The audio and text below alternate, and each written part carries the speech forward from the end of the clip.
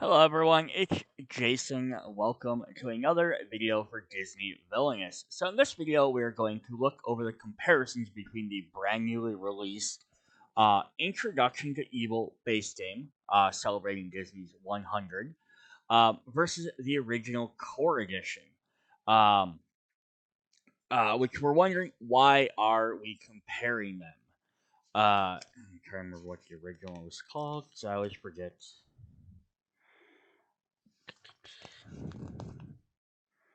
I don't remember.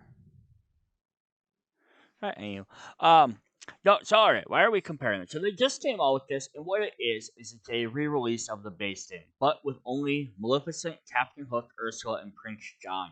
It actually gets rid of two other characters, so we no longer have Queen of Hearts or Jafar, who are in the base game. So here's the boards for them. So Queen of Hearts and Jafar are no longer in this set.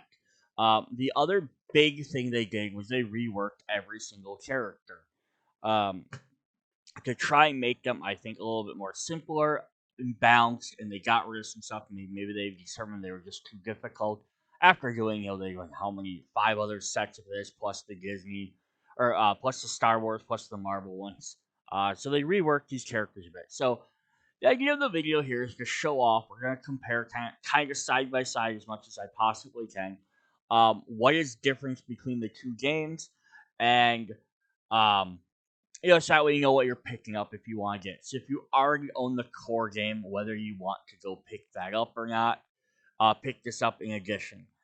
If you want to just know what this video is, if you haven't, you're just, you tuned in, you saw Disney Villainous, you want to this.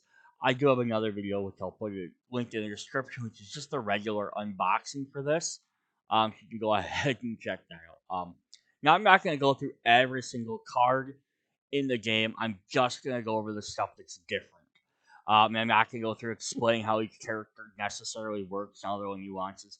It's just more or less to show off what is different between each game. So we're going to start off with the rules. Alright, so this white one here is the brand new rule book. And we're going to look at that quick. So the rules generally don't change. Overall, everything stays the exact same. There is one major difference. Well, I guess major and minor difference. There's two of them. One is each player now starts with 2 power tokens. So at the beginning of the game, each player gets 2 power tokens.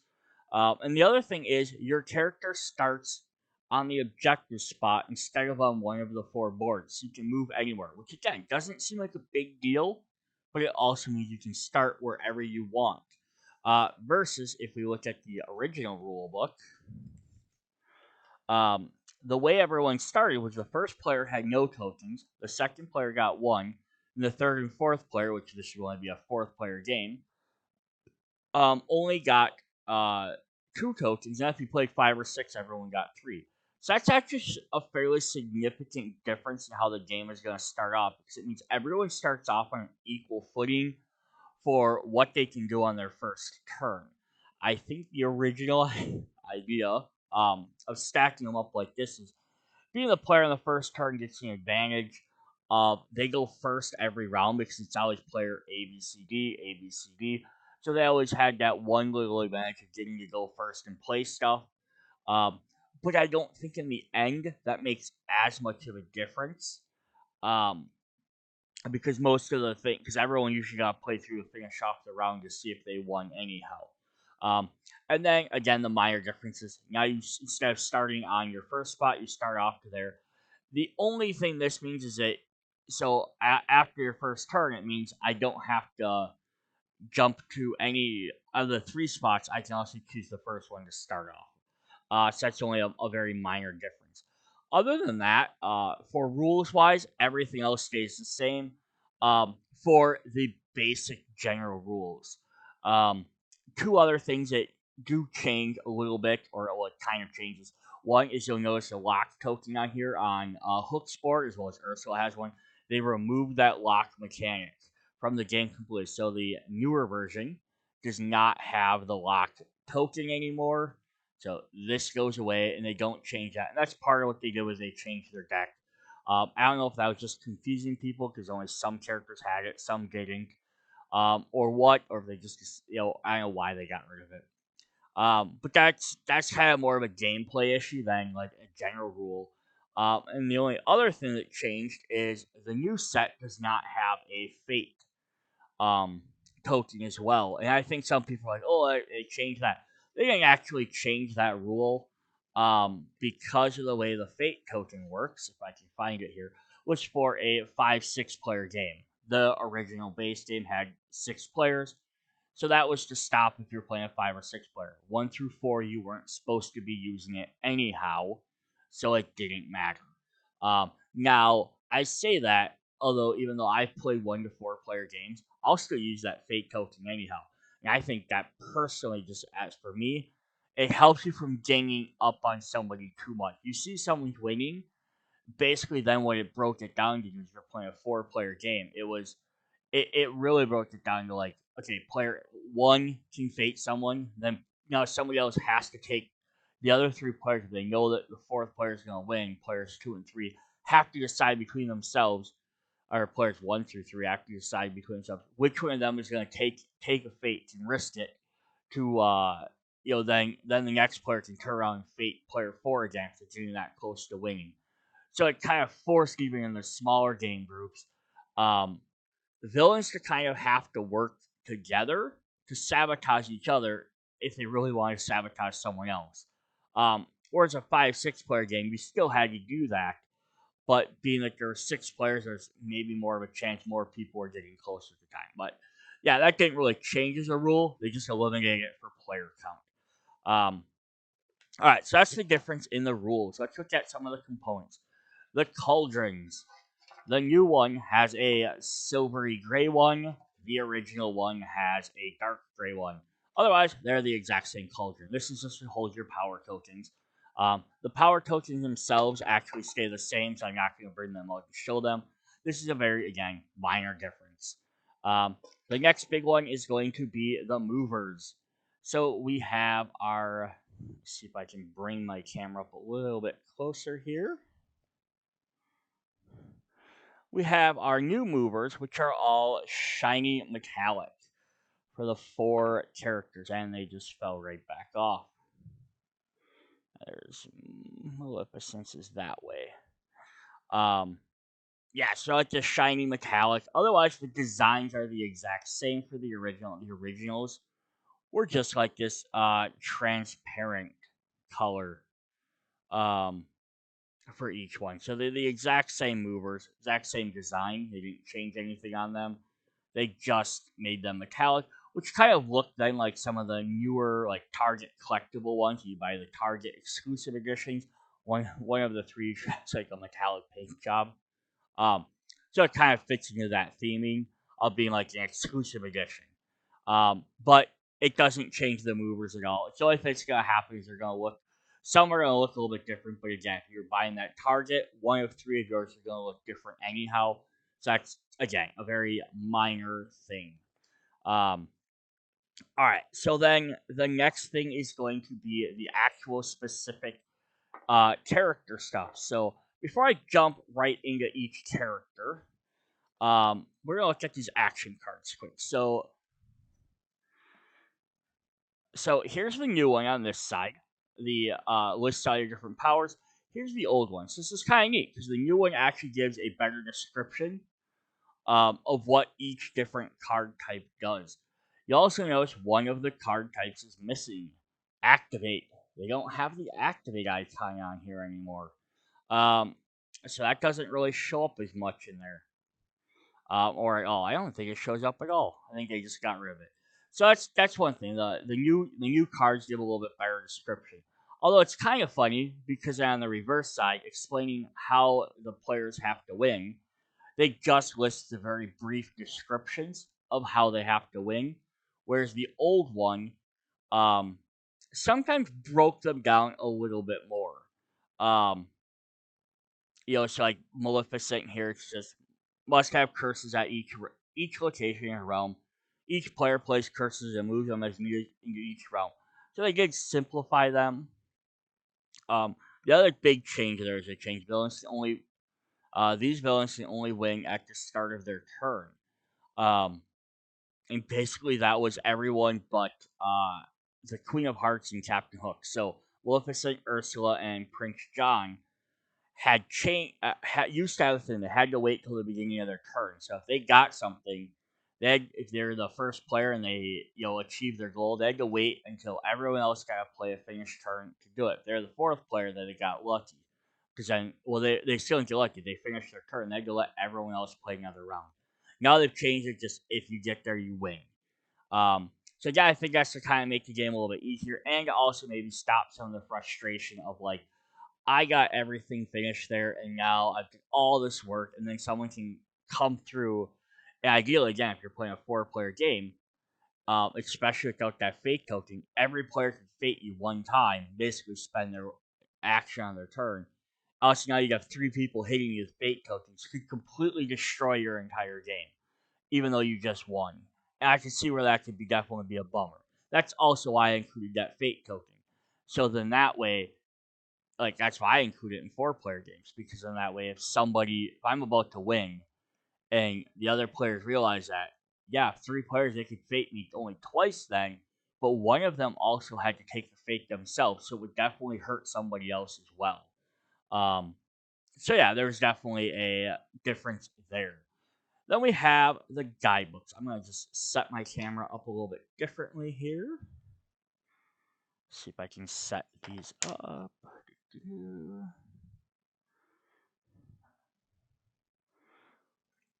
All right, so we have the guidebooks here. Get this excess stuff out of my way. And the guidebooks, they change, but they change because they have to. Because some of the characters' decks change the way they work and things like that. Trying to get these both in here and trying not to have that giant glare. Sorry. So like the new one here for Captain Hook. It's gonna break it down. His objective. You flip to the next page, find Peter Pan, move Peter Pan to the Jolly Roger, and then finally defeat Peter Pan. So it gives you, again, these are really nice because they kind of explain what you need to be doing. And there's nothing on the back page. There's a learn to play on the back. So that's kind of cool as well. Um, and then the old one had a lot more stuff because I could explain how the lock worked. It then specifically broke down cards. It broke down Peter Pan, Neverland Map, somewhat control your fate. Then you flip it to the other side. Here's more actions. Here's an example of how some of those work. Um, Playing extra additional things. So the old one I think broke stuff down a little bit better, but it doesn't necessarily mean the new ones were bad by any means. They were again just different because there's different stuff. So again, if we have Ursula's here. Ursula's objective: have the Trident Crown Ursula's lair. First, find the Trident Crown, then move items to Ursula's lair, and then keeping heroes out of your way. So it describes like what you should be doing, but then or the original one just kind of like again like here's the lock, here's what this card does and how it affects your gameplay. Here's how the trident works. So it explained a little bit maybe more in detail on how some of the different cards work or their interactions. Um, but the newer ones kind of just break down like three easy steps of what you're trying to do. So like as Maleficent, we have her objective, have a curse in each location. First, here's how curses are and what they do. So it gives you an idea of what they do or how you work them. And then be ready for heroes. It just breaks it down as simple as that because that's all she wants to do. She doesn't really have like these find this, then do this thing. She's just like get a curse and play it. Whereas in the old one, again, kind of explains the curses. Uh, but then it breaks down each curse separately as a different page. And it's like, here's the rest of your cards. So I do almost like the newer books a little bit better. And then we'll just take a quick look at Prince John's. Here's his new one. Have 20 power and Robin Hood at the jail. So you notice his objective will have changed. But we have gaining power to what you want to do, be ready to vanquish heroes, and of course finding Robin. And then the original one is start your turn with 20 power. So it does change. The jail, good to be king. And then we have special fate cards, and it kind of explains a little bit more how some of them work. But that's also, I think, the differences. The old ones had to explain the lock tokens or how certain cards worked a little bit more. And the new edition um, kind of goes through and actually fixes and gets rid of some of them cards, changes the text so that that's not an issue anymore. So you don't have to sit here and refer to a rule book, hopefully on how a card works or what a mechanic does as much. Alright, so now we're actually going to go through each character's deck. Again, I'm only going to go through the cards that are different, that have changed. Any card that has the exact same text, we're just going to skip over that. Again, I'm not going to go through and re-explain everything. But we'll start out by looking at the boards. So this is Prince John's original board. So you notice, first of all, his objective has changed, as it was to have at least 20 power and Robin Hood in the jail.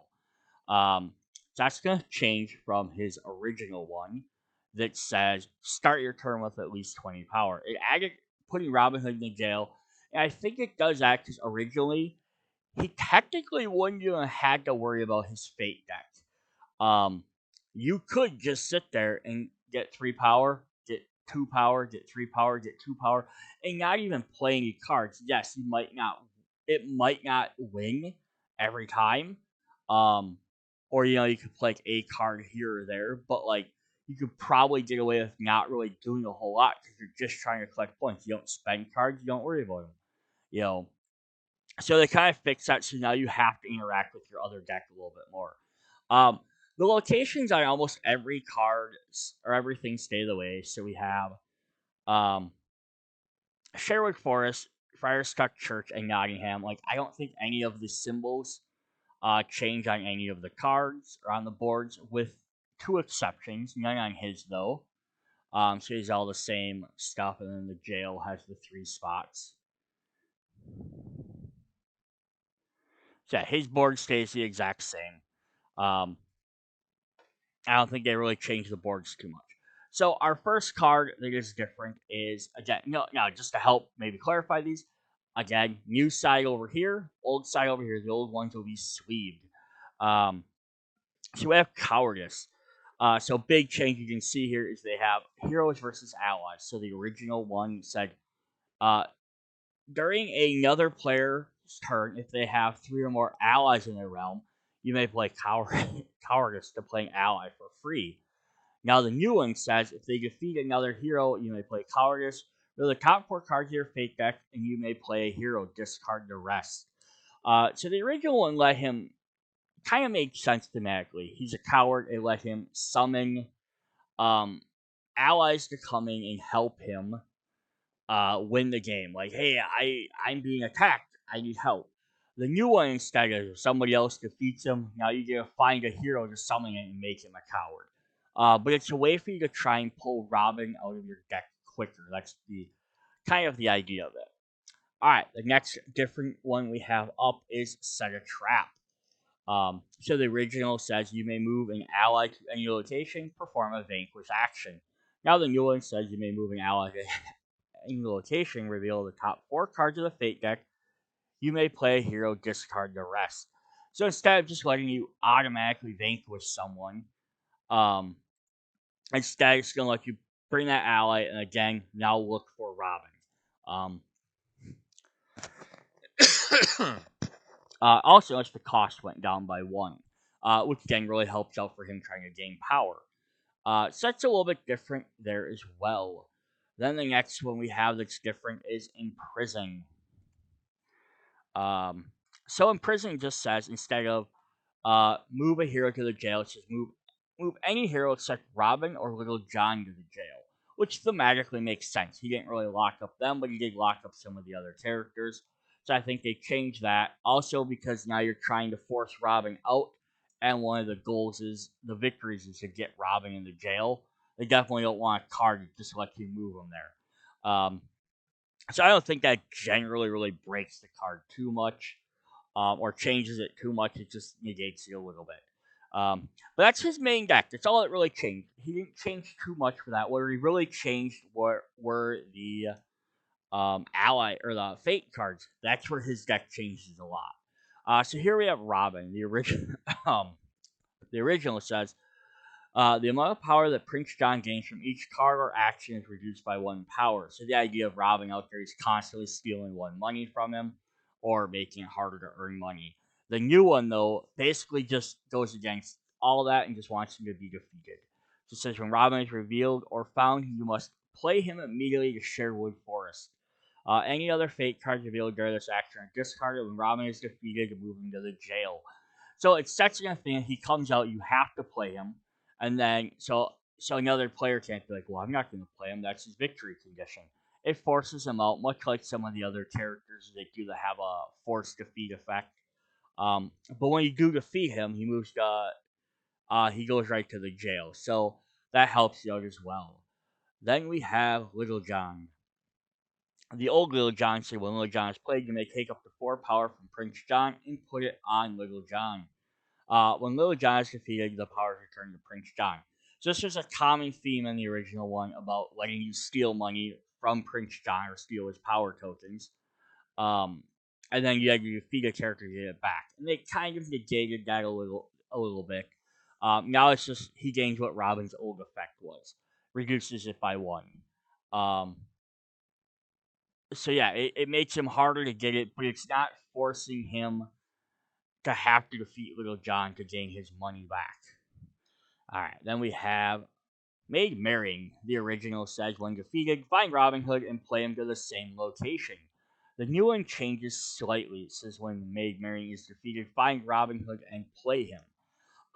So it changes it because when you play Robin Hood, you have to play him to Sherwood Forest.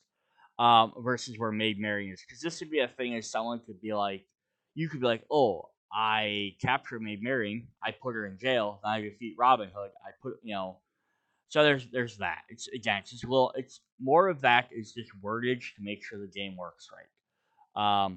That's a lot to these are then. So I have Lady Cluck to not be played or moved to the jail. Um, I did this not change.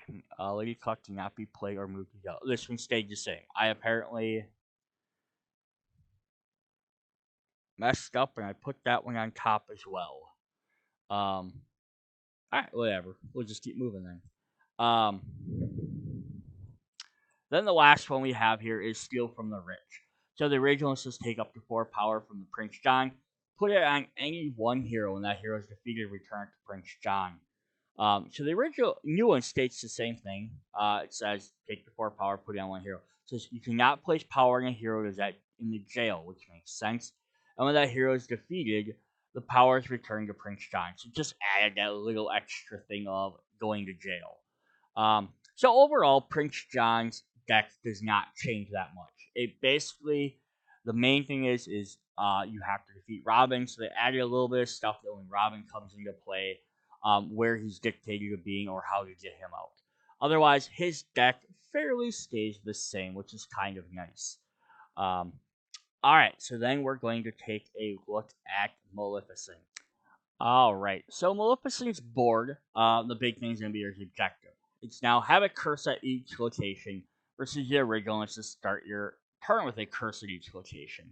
Otherwise, her board does not change. It's Forbidden Mountains, Briar's Rose Patch, the Forest. I don't think any of the spaces changed on here. Same. Yep. And then I think these ones are all King Stephen's Castle. Yep. So all her spaces stay the exact same. Nothing different there. Then we're gonna get into our cards. The first thing we're just gonna look at right away are the curses, because the curses change significantly. So now to make it harder to play them, since you can win as soon as you have a curse in each location, they're now all changed to the Thrones of the Forest of Thrones can only be played at a location with an ally. Otherwise, all the other effects stay the same. 4 heroes straight for 4. Play a hero to defeat the curse. But yeah, so now all of the curses now require you to have an ally and play there first. So now you have to spend an extra turn or action playing an ally, then you can play a curse there.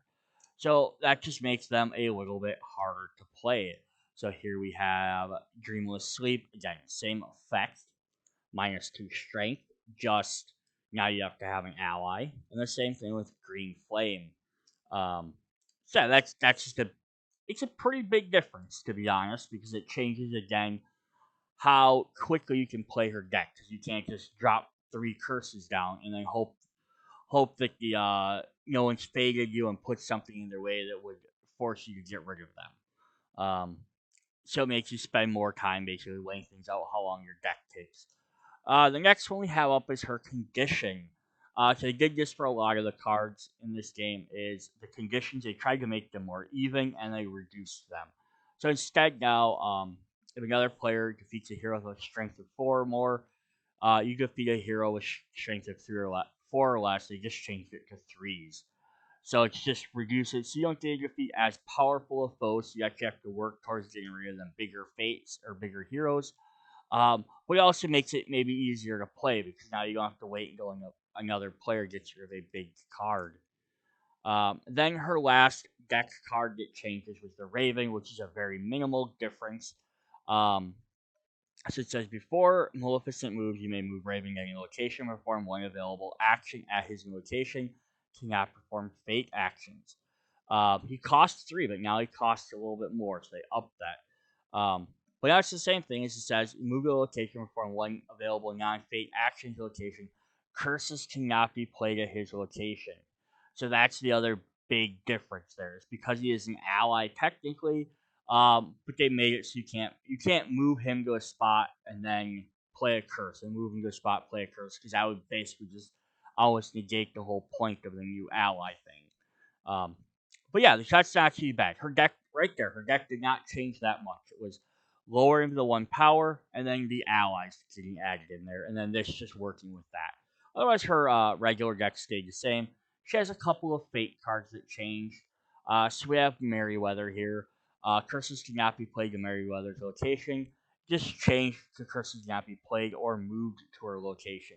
So it effectively kind of works the same way. It's just her thematically, it's like her not being able to like have curses at her spot. It just also prevented people from playing with the rules, be like, oh, but I can move it to her. And then we had just sort of truth, which is the last different card she has. She actually didn't have many changes. When Sword of Truth is played, attach it to a hero with no other items attached. That hero gets +2 strength.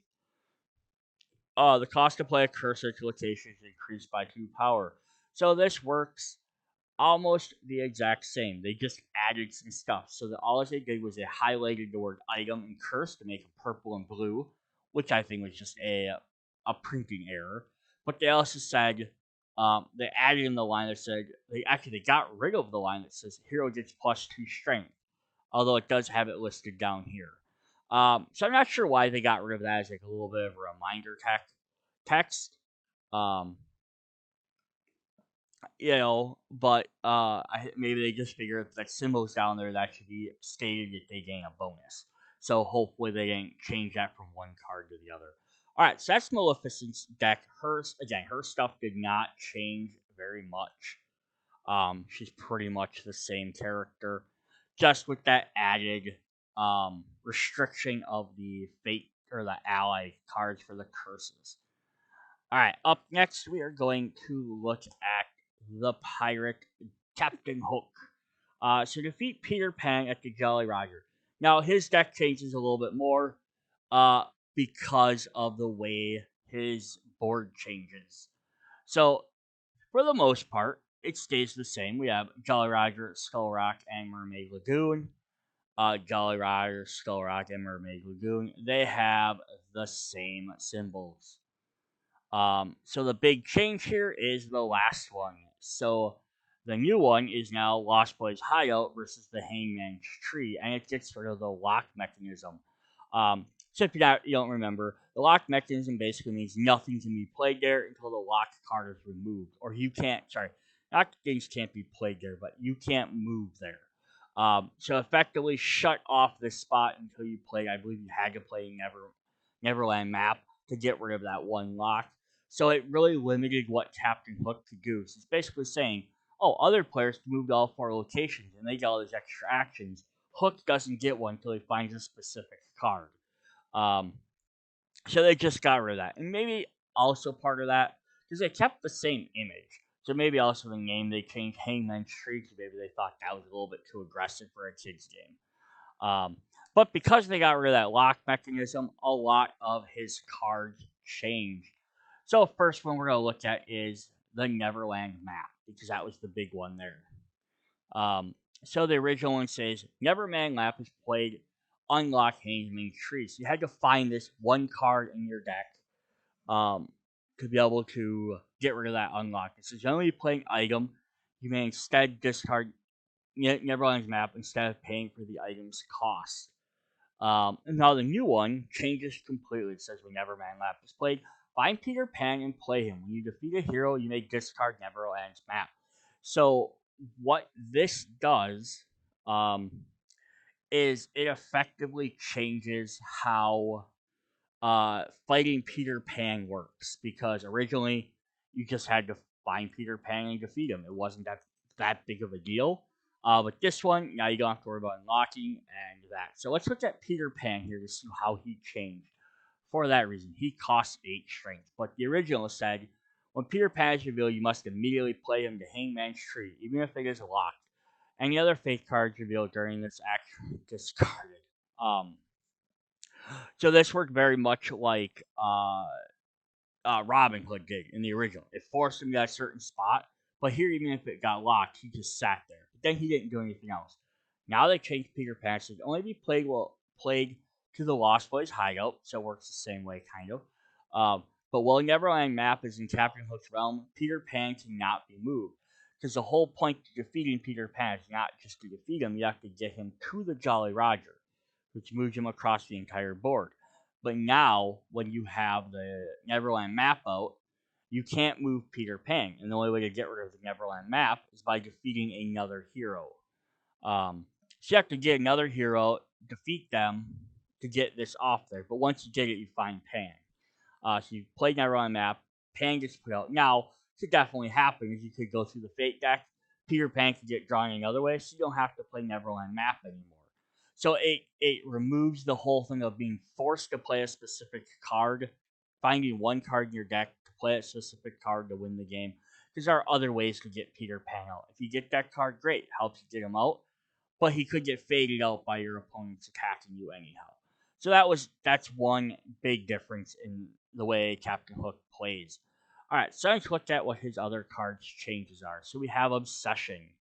Um, this is exactly like Maleficence. It says when you play a hero sport, another player defeats a hero with 4 strength and may reveal Obsession.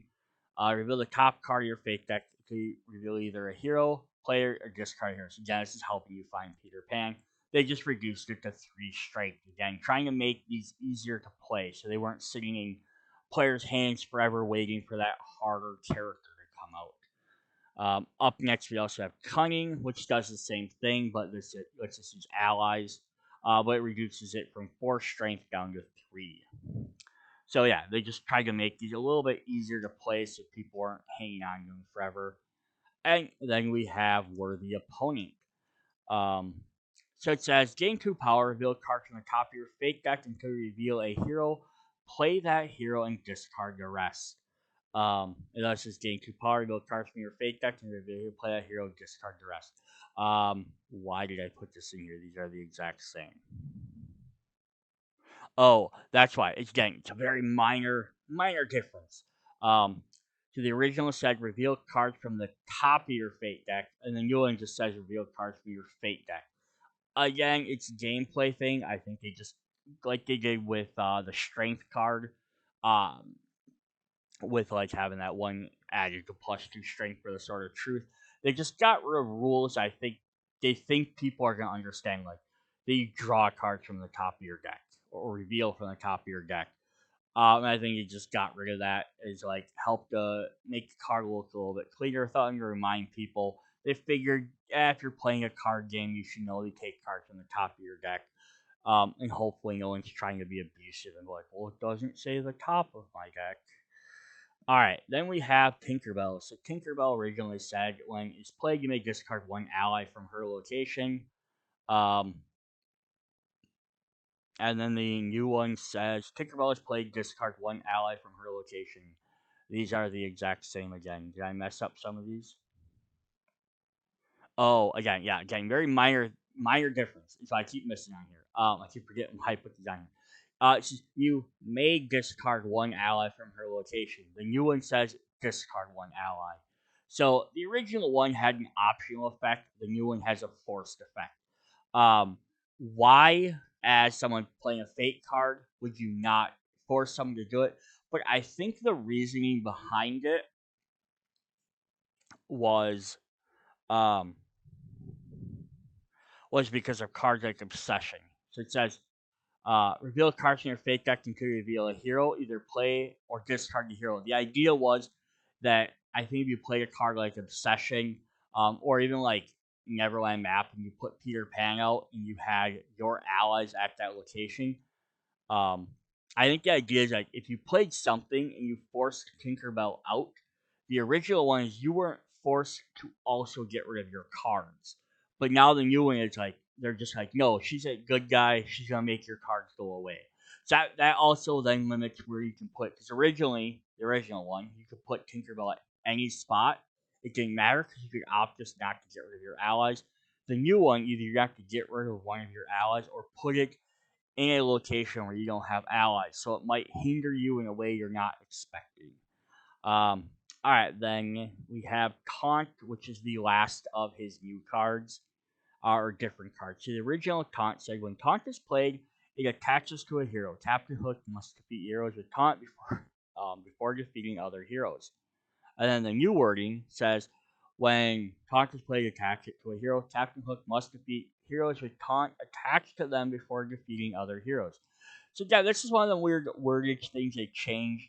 Um, it just says heroes with Taunt before defeating them, and now it says heroes with attached.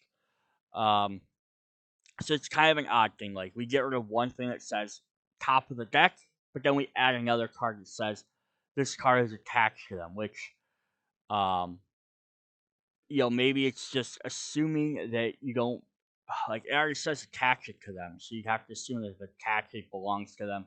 So again, it's kind of weird how they go back and forth between, like, we don't need to include this text as a reminder. We think your characters players can figure this out, but we're gonna change this text instead.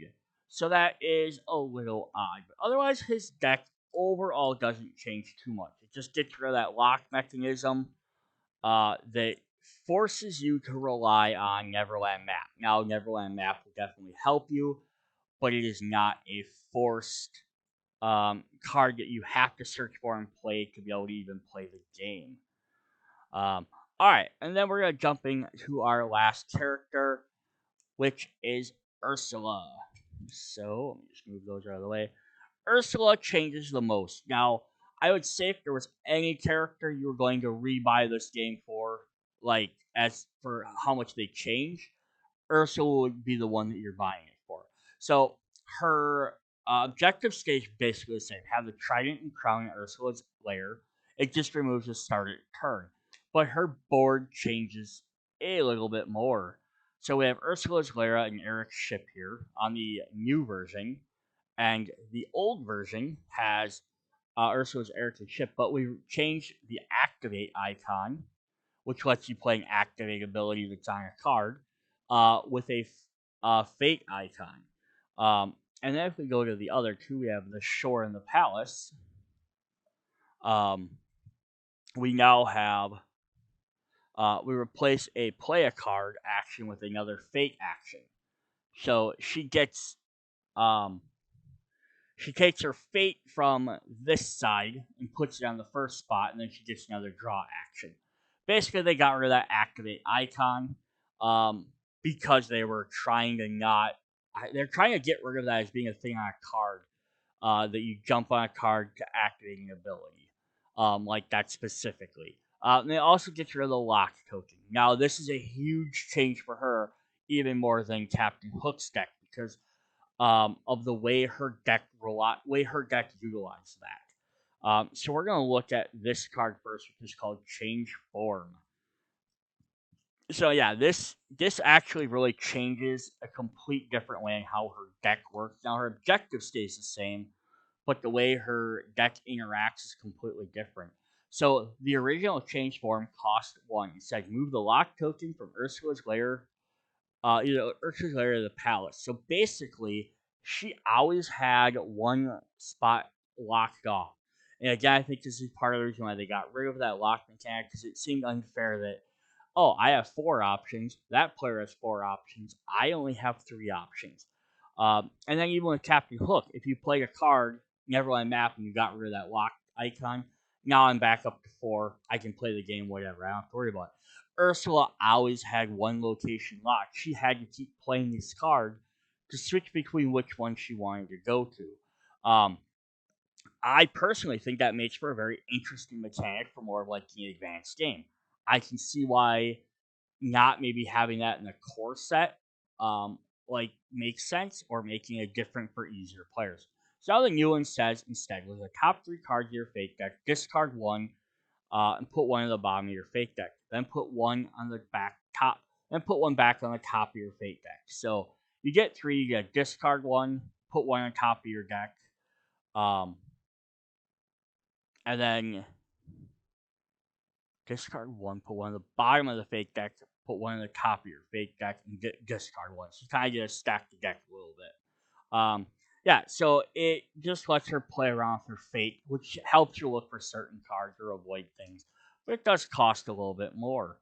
Alright, so then we're going to look at her next card. We have Arrogance. During their turn, if another hero has a strength of 4 or more, uh, draw three cards into your hand and discard any three cards. This again lets you kind of cycle through your cards, but they changed it instead. So now it's a little bit cheaper like the other one, starting to strength of 3, but it says you may play an item or ally from your hand for free.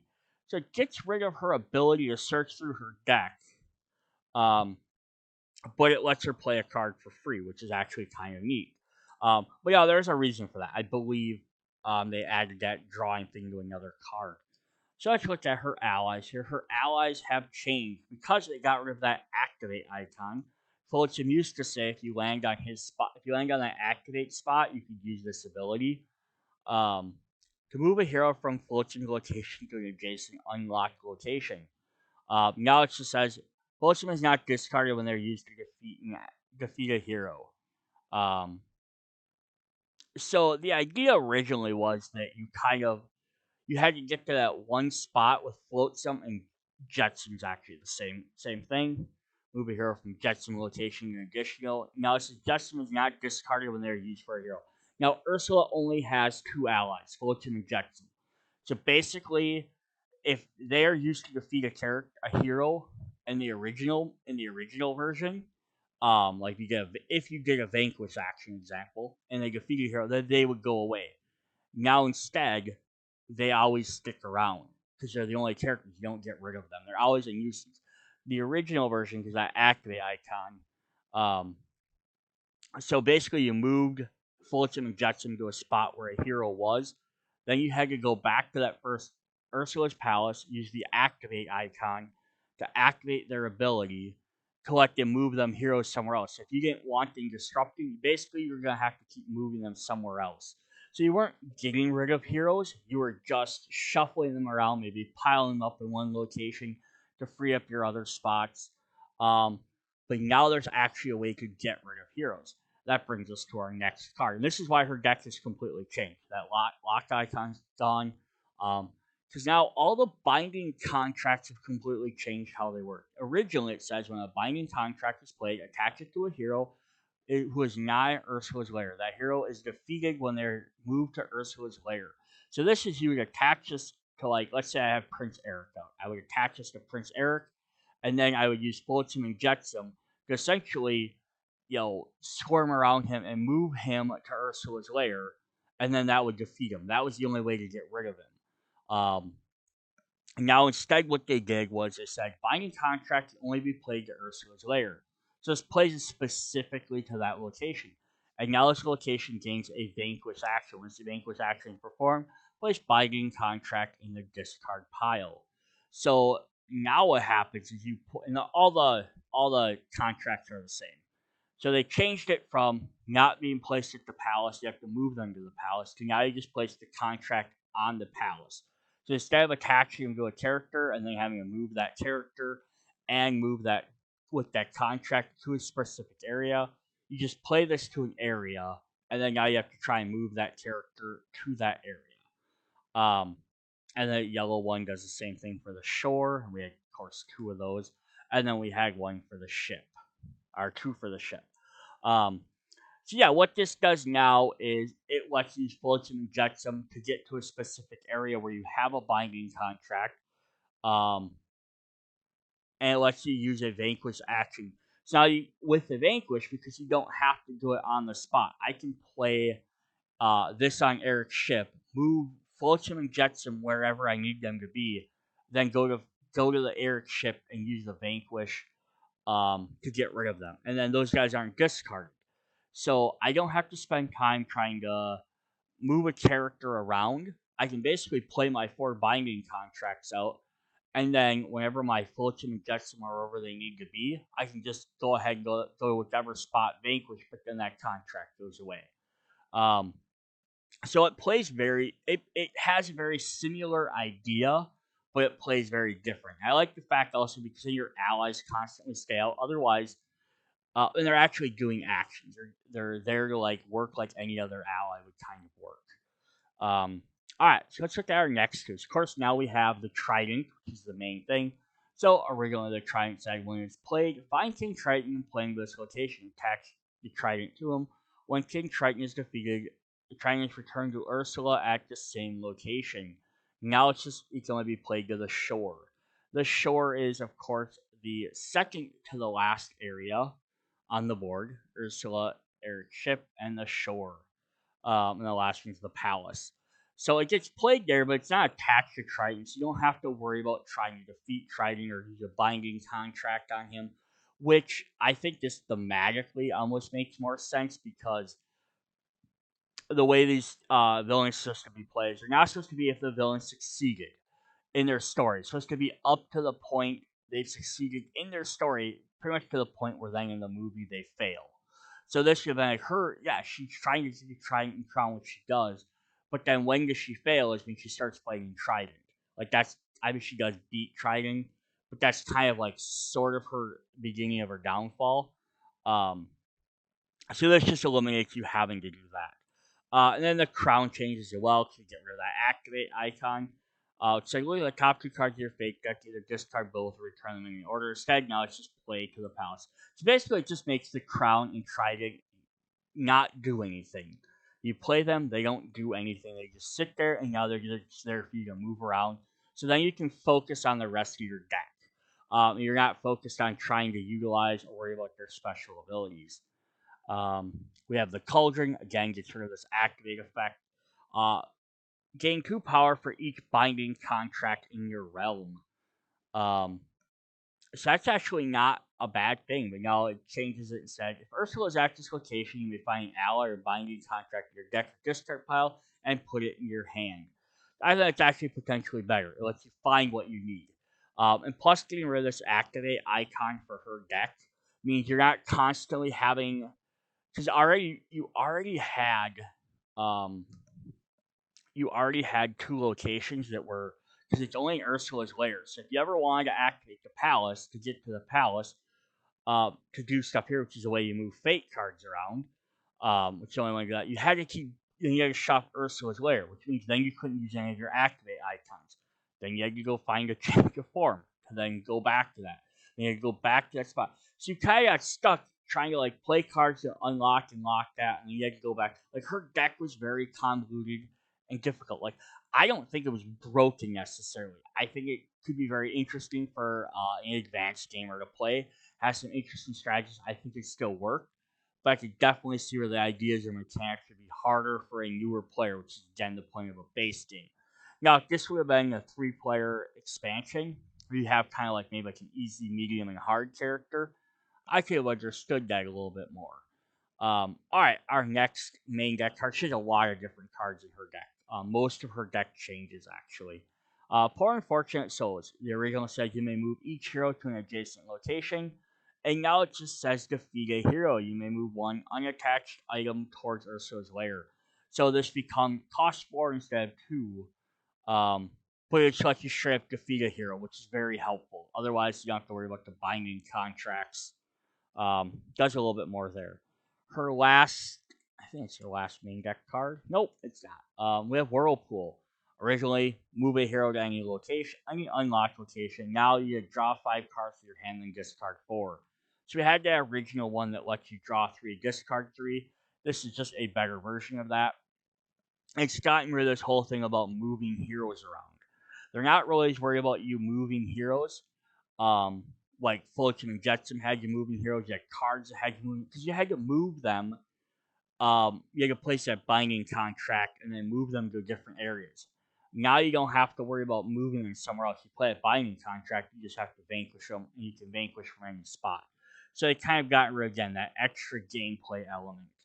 Um, her final main deck card is Grow Giant. So it says perform one available action at a location adjacent to Ursula, even if the location is locked. And this one is just that minor change because it gets rid of that locked message. So nothing really changed there too much. I'm gonna pull these down and we're gonna bring up the allies. Most of her allies changed as well. And I said allies, and I meant to say heroes. So of course here we have Ariel, who says when Ares is played, you may move an unattached item from an unlocked location to her location. Until Ares is defeated, Ursula cannot perform any move, item, or ally actions. So again, we kind of got rid of that the stuff with the locks. It says until she's defeated, you cannot perform any move or item ally. So it kept that bottom half. It says you may play. So when she's played, you may move an unattached item from a location to her location. So this kind of like helps you not like she can't jump in and like steal the trident from one of the other areas. Um or the crown, which is the idea. It just kind of makes it a little bit easier to deal with. We have Max here. Max is playing Ursula's location. You may move Ursula to any unlocked location. So instead of moving Ursula, which doesn't make sense, why would Max be moving Ursula around? Instead, you may move a hero to any location. Kind of makes sense. Hey, follow me. Type of idea. Very, very a little bit simpler. Triton becomes a little bit more of a beast. So the original says the cost of playing a binding contract or affected target's Triton is increased by 1. So normally, though, if you played the Trident, it attached the Trident, which then made you have to defeat him to get that Trident back. Now that's not the case.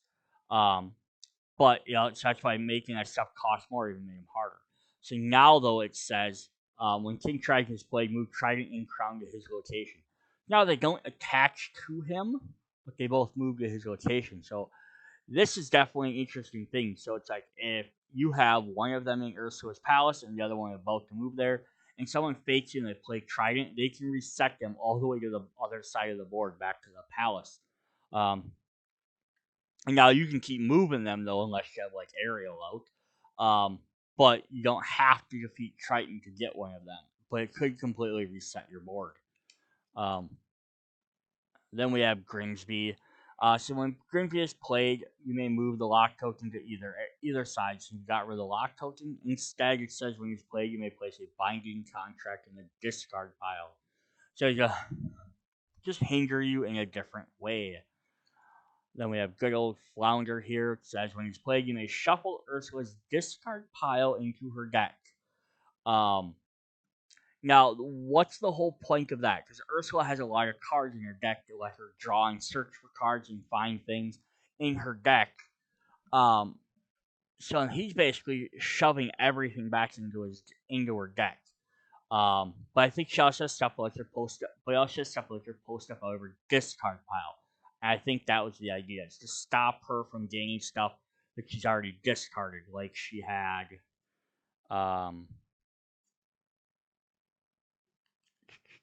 Yes, I think they got rid of all of them cards. She originally had cards that let her draw stuff from her discard pile. And then now they got rid of them. And, of course, I can't find any of them when I want them. But yeah, so yeah, they kind of just changed that. So now this new one just says when he's played, you may shuffle his fate discard pile into your fate deck. This I think is actually a better hindrance of a card because then it lets you do, oh, I beat Triton or I defeated Ariel, I got him. Plus, you have the more vanquish actions, so you're gonna get rid of these characters a lot more often. And also now you have to deal with any of them coming back up. You might be like, oh, thank goodness, I finally defeated Triton somehow. Um, because the only way to defeat Triton, he has 6. You have to have Fulton and Jetson at his rotation.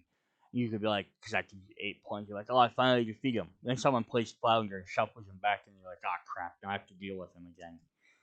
Alright, then we have Eric. This is when Eric is played, you may move a hero to any unlocked location.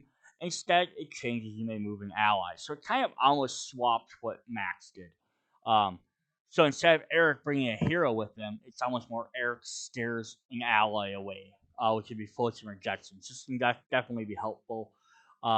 Somebody has, again, like Ariel out, and that floats him or Jetson on her spot, and they're getting ready to move the other one over there to defeat her. You could play Eric gets played down, also you can move him to a different spot. Now it spends actually extra turns getting rid of them. Then we have good old Sebastian. When Sebastian is played, you may choose a binding contract as attached to a hero at an unlocked location and attach it to Sebastian instead. Um, Again, this pulls items to him. His new one just says villain items cannot be moved to his location. This makes a little bit more sense. You don't really see um, Triton running over and grabbing the items, but this could be a way for him to almost be like, I can defend them, like I'm like keep them from going there. So now if you play him on like if someone drops Triton, all of a sudden the Crown and Triton are moved to the palace, you could drop Triton or Sebastian on the shore. Now someone can't move the cards onto Sebastian's spot on the shore until they get rid of him. So it's a good defense. All right. Then we have the Snarf Block, which is the last of the different cards. So the original one said when it's played, attach it to a hero. The cost to play binding contracts is increased by 3, which would definitely make them guys a lot harder to play them. But now it's changed to when it's played attached to a hero with a strength of 4 or less. Ursula must defeat heroes with Scout from where attack them before defeating other heroes. Now you can't play this to Trident, but you could play to like Eric or whoever else. But again, this forces you to have to deal with a specific character first, versus maybe one that you need to get rid of. Like someone's like, oh, I played Eric out to protect Ariel, move one of his allies out of the way, move Fulton rejects him. Now you can play Snarf Black on him. So now they have to defeat him before they can defeat Ariel. So then now it forces them to do that. So that was the last of our different cards. Scooch this back. So in the end, what is the consensus on whether you should buy this or not? If you already own the original game, what the differences in decks, Ariel or Ursula changes a lot. So I can see if you want, like, hey, I like Ursula. I like Ursula's cool character. I love Little Mermaid. Her deck was maybe too difficult. I could definitely see that. Hooks changes enough because of that lock mechanic. Again, I can see someone if they enjoyed the concept of Hook's deck, that changes. Maleficent and Prince John don't change that much. I think it would be like, I need to run out and buy these. Now, this should definitely though be a thing if you want to purchase them. I don't think though I would if I own both of these now. I'm not just gonna straight up replace them. I think I might mark my container somehow to be like new edition or something like that, or like maybe I'll put Disney 100 on there. But I think these are a little bit easier for person to play. So if someone wants to play one of these 4 characters is their first time playing, I might have them play this new deck instead, um, versus the older ones. Just as I think it might be a little bit easier for some of the starting stuff. Um, Now the other question, which I don't have the answer to, is what about the other 2 characters? If you're picking up this game as just a one-off game to play, you're like, hey, we got some friends, they like Disney, we don't play a ton of board games, we want something fun to play, this is definitely a great thing to pick up. It's easy to learn. All the decks actually come pre-shuffled, so you can actually open this box up and play right out of the box. And you sit there and shuffle everything up, which is a really cool idea the first time. If you're not worried about collecting all the characters and buying all the sets, this is definitely probably just as beneficial as buying the other set.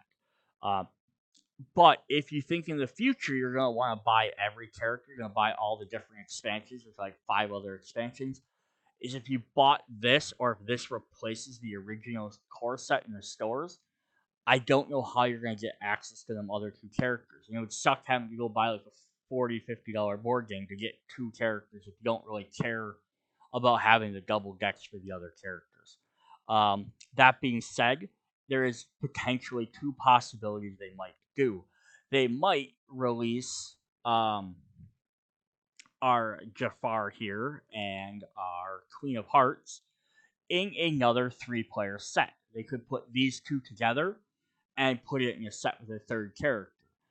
The downside of that would be, even if they reworked their decks, I guess, that would be, which I assume is what they would do if they did it, but even if they did again, is if you're a full collector, you've owned everything else, you already own the original core set, you already have to buy another set anyhow to get that 3rd brand new character.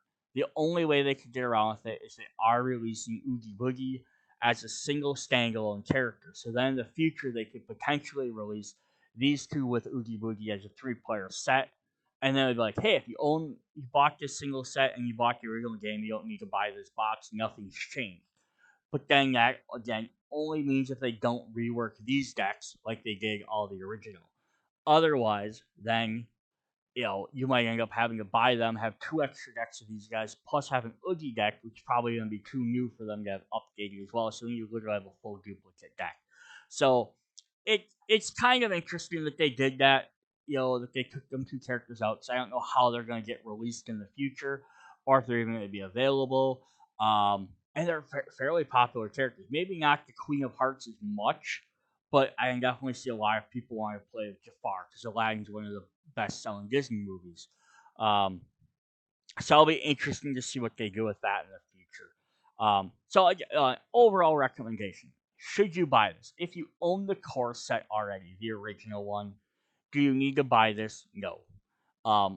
Is it worth it for the changes in the decks? If you found them difficult to play but you really love the game and you really love the characters, then yeah, that might be the one caveat to still buy it, so you have them a little bit easier. But if you played the original and you don't seem to have any issues, you play them, it doesn't seem like Maleficent's winning all the time because she doesn't have that ally thing, or you don't have an issue with the unlock mechanics for Ursula or Hook, you don't really need to go buy this. You don't have to. But there are enough differences that I could justify buying this and having both decks, because again, one might be a little bit easier for some players to play than others. Now, I hope they don't continue this trend of re-releasing old sets with updated decks. It's nice, it's a cool way to bounce decks, but it's not cost effective to sit here and have to rebuy everything over and over. Again, I can give a little bit more leeway on this because it was the first set. They're probably like, oh, if this game doesn't really kick off, we made 5 cool characters. Awesome. But now they've released, again, 6 other base sets, 3 Marvel sets, 2 Star Wars sets. They've learned a lot of different things they can do and the space they can play in. So that's what it is. All right, that's what we got for this video. Hope you guys enjoyed. Probably the next villainous videos will for Disney will definitely probably be Oogie Boogie. Which probably comes around Halloween. All right, see you guys later.